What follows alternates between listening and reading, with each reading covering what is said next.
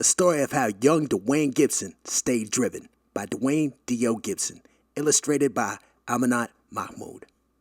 Who would have ever thought young Duane Gibson stuck to the same vision, never quit because he couldn't slip, so he stayed driven.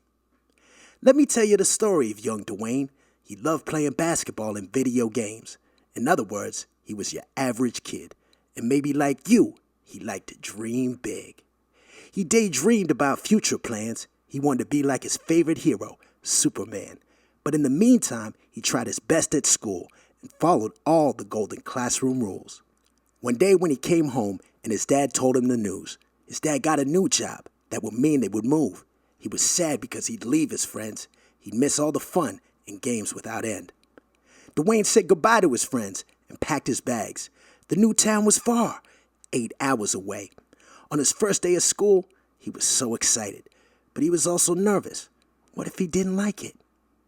Duane fit in well and made new friends during his favorite part of the day, recess. Kids asked him to play basketball. He thought that was cool. Seems like every day he'd go to their house and play video games after school. Duane missed his old friends, which made him sad, but he had made new friends, so he thought maybe this isn't so bad.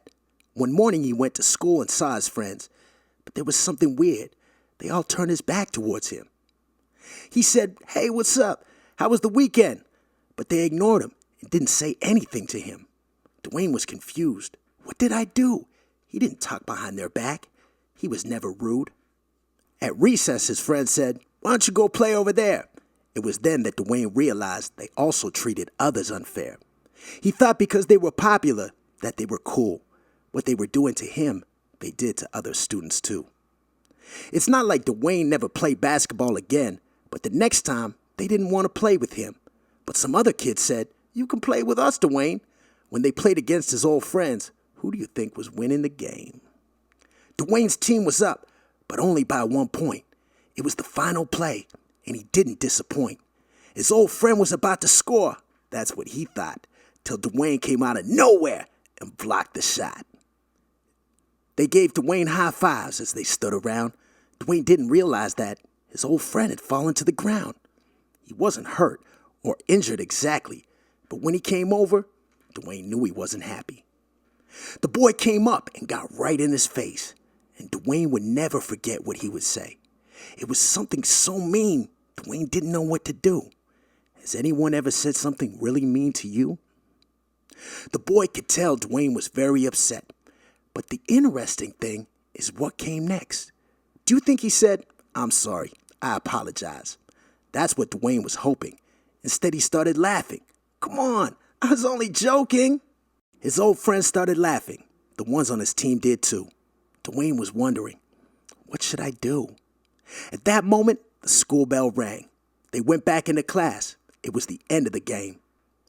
It seemed like each day he was picked on more. They made fun of his clothes, his body, and because he was short. Duane did his best not to listen to them, but it was hard when they even made fun of the color of his skin. Duane would walk home by himself and go straight to his room. He played his music loud and felt like it was the only thing to do.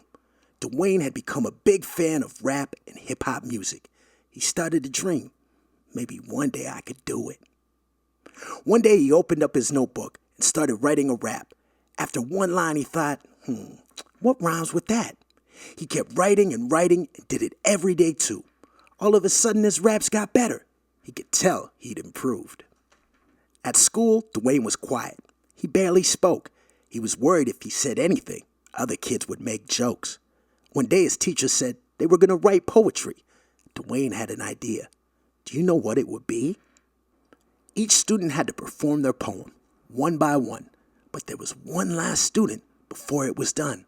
Duane walked slowly to the front of the class, but instead of a poem, he did a rap. All of the students were so surprised. Duane was so quiet. He was always so shy. When he finished his rap, the whole class clapped. Some students even asked for an autograph. Duane realized he didn't have to fight using his fists. Using his words, that was his gift. With his new confidence, nothing could stop him now. He'd said to himself, "Can't nobody hold me down." Duane stood up, he stood tall, and a funny thing happened. As he stood up for himself, no one else was laughing. He kept on rapping, though no one expected it. He learned how to freestyle and even set a Guinness World Record. He toured the globe from Amsterdam to Tokyo, but he always made sure to come back home to teach young children, believe in your dreams and always stay driven. And that is the story of young Duane Gibson. The end. Oh yeah.